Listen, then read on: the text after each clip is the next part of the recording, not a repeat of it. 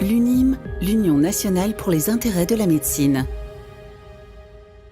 Association indépendante, l'UNIM défend les intérêts des professionnels de la santé depuis plus de 40 ans et leur propose les meilleures conditions d'assurance professionnelle et privée à des tarifs privilégiés négociés avec son partenaire Allianz. Sa particularité, son conseil d'administration composé exclusivement de professionnels de la santé. Adhérer à l'UNIM, c'est bénéficier d'une offre conçue par des professionnels de la santé, pour des professionnels de la santé, avec des garanties spécifiques et exclusivement adaptées à leurs besoins. Prévoyance, complémentaire santé, assurance de prêt ou encore protection de l'exercice en groupe. Les adhérents de l'UNIM bénéficient également d'un bouquet de services innovants, parmi lesquels une garantie d'assistance et de services très complète, ainsi qu'une protection juridique vie privée, vie professionnelle.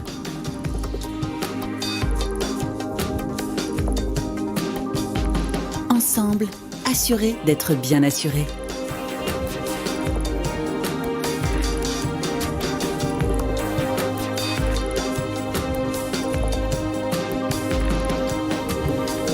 Bonsoir à tous, nous sommes ravis de vous retrouver pour ce nouveau numéro des Mardis de la Santé UNIM, organisé par Medscore, l'Observatoire des tendances santé-sport, toujours avec le soutien de nos partenaires l'UNIM, l'Union nationale pour les intérêts de la médecine. Alors, nous allons parler sur le plateau de Medscore ce soir des kinés du sport, en nous demandant d'ailleurs si mon kiné est-il bien un kiné du sport. Alors que la demande est réelle parmi les sportifs amateurs, parfois proches du niveau professionnel sans en avoir le statut, il n'y a aucun moyen pour identifier les kinés du sport, et pour cause, la formation est commune à tous les kinés et il n'existe pas de statut officiel de kiné du sport. Autrement dit, c'est son activité, sa pratique, qui fait d'un kiné un kiné du sport reconnu par ses pairs et le milieu professionnel. Alors une situation qui peut s'avérer embêtante autant pour le patient potentiel que pour le kiné du sport lui-même, qui ne peut compter finalement que sur sa réputation, le bouche à oreille. Et donc pour en discuter autour du plateau, à mes côtés, Laura Jacuzin, bonjour. Bonjour. Donc vous êtes kinésithérapeute du sport pour l'équipe 1 du CSBJ, donc le rugby Bourgoin-Jallieu en Auvergne-Rhône-Alpes, depuis presque 4 ans. Et parallèlement, vous êtes kiné libéral au sein du centre kiné Isosport. C'est ça. J'ai tout juste? Eh bien, merci d'être avec nous ce soir. À ma droite, Yann Bourrel, vous êtes kinésithérapeute et ostéo, alors surtout ostéo d'ailleurs, du sport à Aix-en-Provence. Exact. Alors, vous avez une expérience de 10 ans avec des clubs sportifs de haut niveau en hand, de France, waterpolo, volleyball, volleyball, c'est mieux. Oui. Voilà, donc on y reviendra par la suite. Et vous êtes également un ancien sportif de haut niveau pour l'OL et pour le Milan AC. Et vous avez actuellement aussi un large exercice en cabinet. On y reviendra et vous êtes 100% dans l'ostéopathie. Maintenant, oui. Et avec nous en visio, Pierre-Yves Froideval. Donc, vous êtes également masseur kinésithérapeute du sport au centre médical de Clairefontaine, donc qui a été créé par l'Institut national du foot, si j'ai bien compris. Vous êtes membre du SFMKS de Paris à Rambouillet en France et vous avez une triple casquette, exercice libéral à Rambouillet, donc je crois le matin, en traumato du sport, en fédération au centre de Clairefontaine et également kiné en sélection nationale pour l'équipe de France de foot. Vous préciserez, on y reviendra. Et donc, au programme de ce soir, nous traiterons notre sujet en 3 parties. Kiné du sport, existe-t-il un statut officiel? On y répondra avec vous 3. Quelle est la valeur ajoutée du kiné du sport versus kiné classique? Ça sera notre partie savoir-faire. Et comment identifier un kiné du sport, alors en tant que patient, et comment se faire identifier comme kiné du sport en tant que praticien? Donc on sera sur le volet faire savoir. Mais avant d'entrer dans le vif de notre sujet de ce soir, nous accueillons sur le plateau Aude Penel, qui représente notre partenaire l'UNIM. Bonsoir Aude. Est-ce que vous pouvez nous rappeler ce qu'est l'UNIM et son rôle dans l'accompagnement des professionnels de santé, en particulier des kinés? Oui, Nathalie, alors l'UNIM, c'est l'Union nationale pour les intérêts de la médecine. C'est une association confraternelle à but non lucratif qui s'est créée il y a une quarantaine d'années et qui a négocié en fait des contrats spécifiques dédiés aux professionnels de santé, que ce soit en prévoyance, en complémentaire santé, en assurance emprunteur, mais également pour couvrir l'exercice en groupe. Et donc, sa particularité de cette association, c'est que son conseil d'administration est composé uniquement de professionnels de la santé. Voilà, donc, et on s'est appuyé sur un assureur assez connu qui s'appelle Allianz, première marque mondiale d'assurance, pour justement pouvoir proposer des contrats avec une signature solide pour nos adhérents. Merci beaucoup. Est-ce que nous pouvons prendre un cas pratique, s'il vous plaît? Qu'est-ce que c'est qu'une assurance, hein? Souvent, on parle de la prévoyance. En tout cas, souvent, votre comptable vous alerte, justement, tire la sonnette d'alarme sur le fait qu'il est important de prendre une prévoyance complémentaire. En effet, le régime de la Carpinco, qui est celui des masseurs kinésithérapeutes, est largement insuffisant, que ce soit en indemnité journalière, mais également en invalidité ou même dans les cas les plus graves, dans le cas du décès. Et on va venir, nous, avec cette assurance, compléter ces revenus que vont vous donner le régime obligatoire pour maintenir votre niveau de vie, quels que soient les aléas, maladies, accidents, agressions que vous pourriez subir aussi bien dans la vie professionnelle que privée, bien évidemment. Et donc, comme tous les 15 jours, un atelier est proposé par l'UNIM à nos auditeurs. Pouvez-vous nous faire un petit teasing sur... On vous propose un atelier pour vous présenter l'association UNIM, mais surtout tous les avantages qu'a négocié cette association pour les kinésithérapeutes. Donc, n'hésitez pas à nous rejoindre. C'est 10 minutes à la fin de l'émission avec un échange personnalisé, donc avec un correspondant de l'UNIM. Voilà. Notre première partie, kiné du sport. Existe-t-il un statut officiel? C'est la question qui vous est posée dans cette première partie.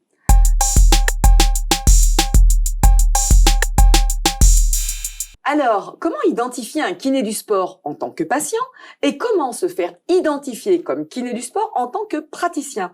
Alors, dans cette partie, on va forcément parler de l'aspect marketing des choses, même si ce n'est pas un terme très usité dans le monde de la kiné.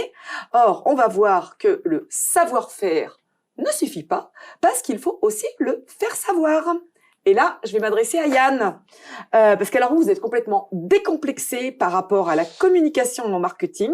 Alors vous tenez d'ailleurs une position qui est assez originale, plutôt rare au sein de la profession.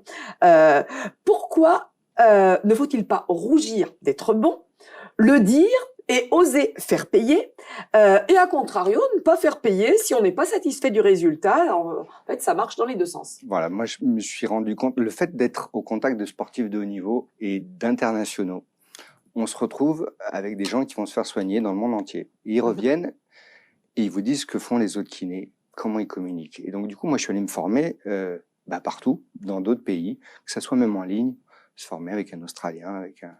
Voilà. Aux États-Unis, beaucoup? Un petit peu, mais il n'y a pas que.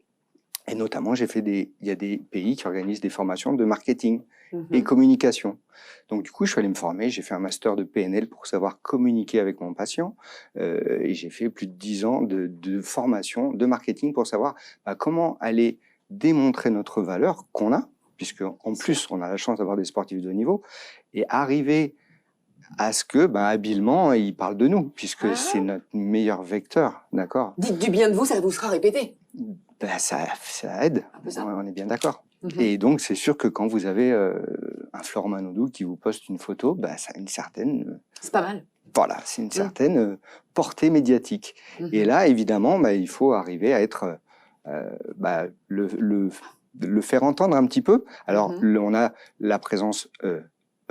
offline, c'est-à-dire qu'autour du cabinet, le bouche à oreille, c'est pareil, ça aussi, ça s'apprend, comment on fait un bon bouche à oreille, mais également en ligne, comment on communique, à quel moment on va demander les 5 étoiles de la vie Google. C'est important parce que malheureusement, on est noté par nos patients et aussi on a des sportifs qui vont s'appuyer là-dessus. Et donc, il faut arriver à gérer tout ça pour que on arrive à être... il faut être éthique. Après, moi, on va en parler, je pense, après, mais l'obligation du résultat, et ça, du coup, si tu te l'obliges et tu es cohérent, tu peux, si tu veux donner l'excellence, tu peux demander après qu'on te juge et qu'on te montre et qu'on te... Voilà. Ça, je pense que c'est... Mais il faut être cohérent, par contre. Voilà, Parce que cohérent, mais du coup décomplexé par le fait. bien sûr. Ben ouais. Mm. Ça, parce que du coup, c'est bien d'avoir des gens hyper compétents et simplement qu'ils le disent. Quand vous vous faites opérer, vous voulez vous faire soigner, vous voulez le meilleur. Hein. Laura et Pierre-Yves, quelle est votre position à tous les deux en matière de communication? Vous comptez essentiellement sur le bouche à oreille, ou vous avez aussi une démarche proactive, un petit peu, ou alors Yann, il est vraiment dans une catégorie à part où il est que lui dans sa catégorie? Non, moi je suis aussi quasi essentiellement dans le bouche à oreille. Mhm. Je préfère me reposer sur mes compétences et sur, à mon échelle locale en tout cas, sur ça. Mm. Donc, Vous ça n'allez va pas que aller faire on une formation en recommande, marketing? C'est pas prévu, non. C'est pas prévu. Non, c'est pas prévu, mais c'est vrai que on me recommande plus par mes compétences et par les résultats que j'apporte. Mhm. Pierre-Yves, vous, pour vous faire identifier, vous m'avez carrément dit, moi, je suis pas compétent en marketing. D'abord, je suis pas formé, mais j'ai compris en discutant que vous étiez quand même pas complètement fermé. Ouais, exactement. En fait, je trouve que de plus en plus, les kinés, notamment sur les réseaux, il y en a de plus en plus et ils se montrent de plus en plus. Et j'ai l'impression que cette mentalité française, elle s'éloigne de plus en plus pour s'ouvrir un petit peu plus, parce que c'est vrai que quand on va à l'étranger ou quand on discute avec des kinés étrangers, moi dans des congrès, j'ai l'occasion de discuter avec eux, ils sont complètement décomplexés. C'est le côté un peu français de non, mais je vais pas dire que je suis bon parce que sinon après on va encore dire quelque chose. C'est un peu ça l'idée. Et c'est vrai que je participe pas beaucoup à ma publicité entre guillemets parce que je suis pas très bon et parce que j'ai pas beaucoup de temps là-dessus. Surtout, c'est que j'ai pas envie de consacrer beaucoup de temps là-dessus. Mais ça se fait de manière implicite dans le sens où je suis présent dans des formations, je suis présent dans des congrès. Donc obligatoirement, il y a un petit peu de bouche à oreille et il y a des gens qui viennent me voir.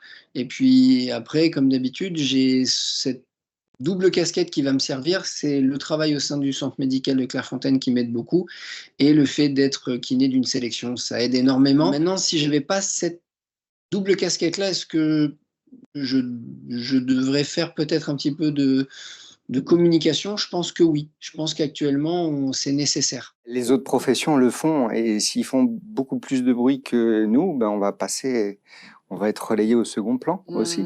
Alors, pourquoi les patients lambda veulent vous voir, vous, spécifiquement comme kiné du sport? Et donc, là-dedans, dans cette question, on a double aspect, double aura. Il y a le côté un peu people, star, paillettes, puisque vous vous occupez de joueurs qui sont connus. Alors, les patients sont fiers d'aller voir un professionnel de santé et d'être soignés par le même que de stars. Donc ça, je dirais que c'est le côté peut-être un petit peu superficiel.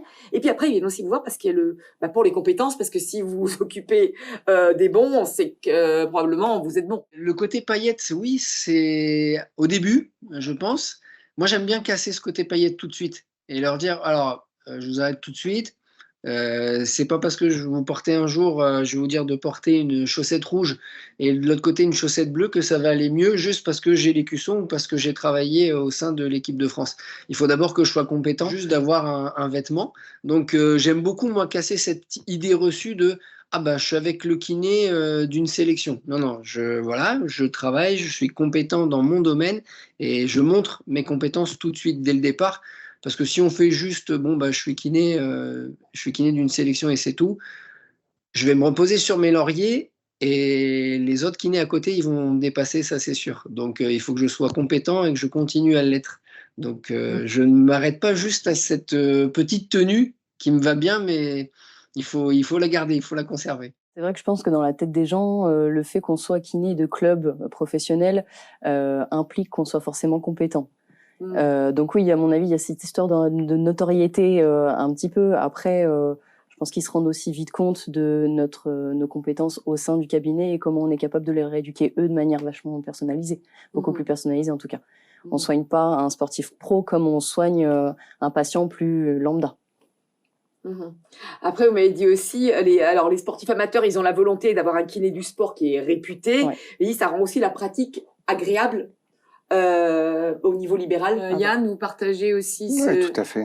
Les gens qui viennent vous voir, ils vous appellent parce que vous vous êtes occupé d'un tel ou Alors, il y a le côté paillettes, comme vous disiez tout à l'heure. Évidemment, après, il faut pas... Je pense que il faut être lucide, c'est pas ce qui remplit nos cabinets. On n'a pas que des sportifs professionnels.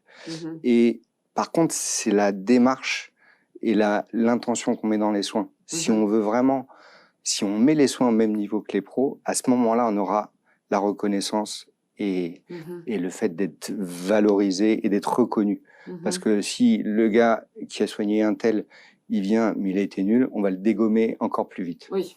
Donc, Enfin, du coup, c'est à double tranchant. Donc, oui, c'est super, ça fait l'appel d'air, mais derrière, il faut assurer. Hein, sinon, ils vous coupent en deux et ils ont raison. Bien sûr, bien et sûr. Ils ont raison. Bien sûr.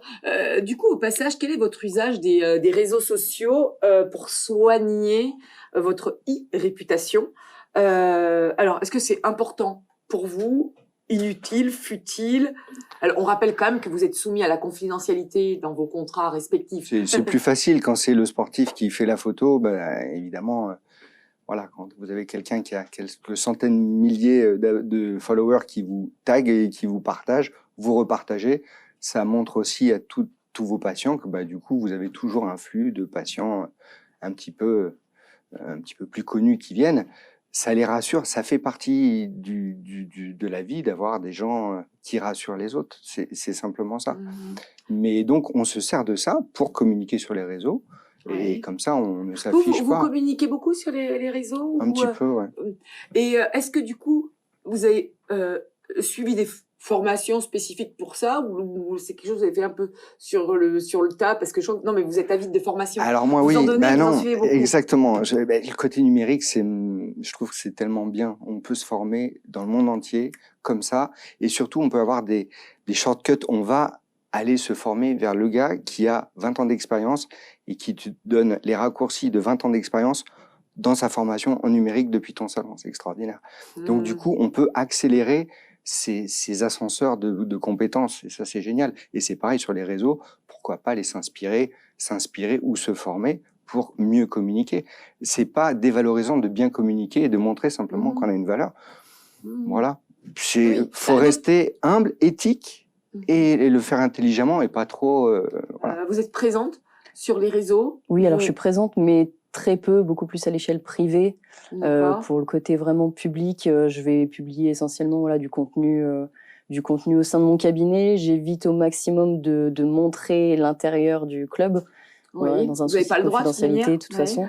Pierre-Yves, vous, quel usage vous en faites? Est-ce que vous avez dit je manque aussi de temps? Est-ce que pour autant on dit tiens, c'est quelque chose que vous laissez de côté, ou ça paraît important à maîtriser? Malheureusement, moi, je vais pas l'utiliser. Alors la notoriété, déjà au centre médical, on a une certaine règle. On trouve que c'est l'équipe du centre médical qu'il faudra citer et non pas juste un kiné. C'est une équipe, on travaille ensemble. Et au sein d'une fédération, dans la sélection, pas de téléphone, pas de réseaux sociaux. On reste très discret là-dessus. On veut éviter toute erreur, on va dire médiatique, ce serait dommage. Donc voilà, j'utilise vraiment pas du tout les réseaux. Je vais l'utiliser uniquement lorsque je vais faire des congrès ou des présentations avec la SFMKS. Ou des formations. Non, je ne vais pas utiliser la notoriété des joueurs dont je m'occupe parce que je ne voudrais pas que ce soit mal perçu. Répondre pour le coup alors aux patients qui recherchent un kiné du sport mais qui n'ont pas la chance de connaître des machins. Quel est leur moyen s'il n'y a pas de statut officiel? Peut-être que ceux qui crient le plus fort sont pas les meilleurs, il faut aussi se méfier. Le patient, lui, il doit suivre quelle démarche pour identifier un bon kiné du sport s'il veut pas aller copier? Parce que comment on fait? Il va demander à son médecin qui va l'orienter vers les kinés qui réputent être les plus adaptés à ce type de rééducation, par exemple, ou à ce type de soins. Ça, c'est quand il a son médecin qui est dans la ville où il travaille. Par contre, s'il a vu un médecin ailleurs, il va faire soit Google, soit les réseaux sociaux, soit le bouche à oreille. Et c'est vrai qu'il faut être un petit peu présent partout si on veut, ou sinon, au contraire, on peut choisir de ne pas se montrer parce qu'il n'y aura que du bouche à oreille et on n'aura que du local. Et voilà, ça c'est un choix, il n'y a aucun problème. Parce que vous avez compris qu'on n'a pas tous la même Mais c'est ça qui est intéressant. Vérité, parce qu'à Clairefontaine, on n'a pas les mêmes problèmes que dans ta ville ou que dans la mienne. Oui, ça, sûr. On est bien d'accord. On n'a pas 3 prépas physiques, 3 médecins et des machines isocinétiques. Il y en a d'autres, ils ont des petits cabinets Ils font du très bon boulot, hein, et c'est pas le problème. Mais du coup, c'est pas la même réalité. Donc, chacun doit avoir, on a des moyens de communiquer et de se faire trouver, de se faire voir. Et à nous d'être bons. Mais c'est justement ce qui est intéressant, c'est que vous avez chacun des positions un petit peu différentes de par votre écosystème, de par votre entourage, de par votre durée d'expérience aussi. Et c'est aussi pour ça qu'on a voulu traiter de ce sujet avec vous, pour savoir comment vous étiez représenté, etc., et comment on vous identifie. Et voilà, est-ce que mon kiné est un kiné du sport? Qu'est-ce que vous avez envie qu'on retienne de ce plateau? Déjà, pour les patients, c'est d'avoir une démarche, si on a envie d'une vraie rééducation, qu'on soit sportif ou simplement personne active, d'avoir une démarche, de se renseigner un peu et d'aller chercher le praticien qui nous convient. Du sport, c'est pas juste un titre, il faut essayer d'être exigeant avec soi-même, donner le meilleur de soi-même avec le patient lambda et le sportif de haut niveau, et être patient quand on veut atteindre des clubs et avoir un peu de chance. Il faut pas avoir peur d'être très niché, parce que si vous avez une expertise dans une niche, vous allez avoir des gens qui vont venir dans votre niche où vous serez très bon, parce que on peut pas soigner tout le monde très très bien, et vous allez augmenter en valeur perçue si vous restez dans votre zone d'excellence. Et c'est pas grave de refuser des patients parce qu'ils sont pas exactement là. Et donc du coup, moi je trouve qu'on va avoir du coup comme ceci, on va vraiment monter de niveau, parce que les patients vont venir vraiment pour vous, vous êtes bon et vous allez comme ça encore être meilleur. Vous former, ça c'est hyper important également, former chez les meilleurs. Pas hésiter à faire plein de formations, différentes techniques. Après, c'est extrêmement kiffant d'être au contact des sportifs professionnels. C'est des émotions. On fait pas d'argent dans le sport, faut pas rêver. Mais par contre, on a des émotions. Et ça, c'est extraordinaire. Eh ben, un très grand merci à tous les trois, à la fois pour votre sincérité. Merci à vous tous qui nous avez suivis. Rendez-vous dans 15 jours. Mais la soirée n'est pas tout à fait finie, puisque vous avez à présent rendez-vous avec l'UNIM pour un atelier qui vous est proposé, comme tous les 15 jours, à l'issue de nos plateaux. Et donc, Aude, peut-on rappeler de quoi on parle ce soir? On se retrouve ce soir pour un atelier de présentation de l'association UNIM. Donc, 10 minutes où vous allez avoir un échange avec un de mes confrères pour vous parler de tous les avantages qu'on réserve à nos adhérents. Donc, n'hésitez pas à nous rejoindre. Ensemble, on est plus fort. Eh bien, bon atelier à tous. Rendez-vous dans 15 jours. Bonne soirée.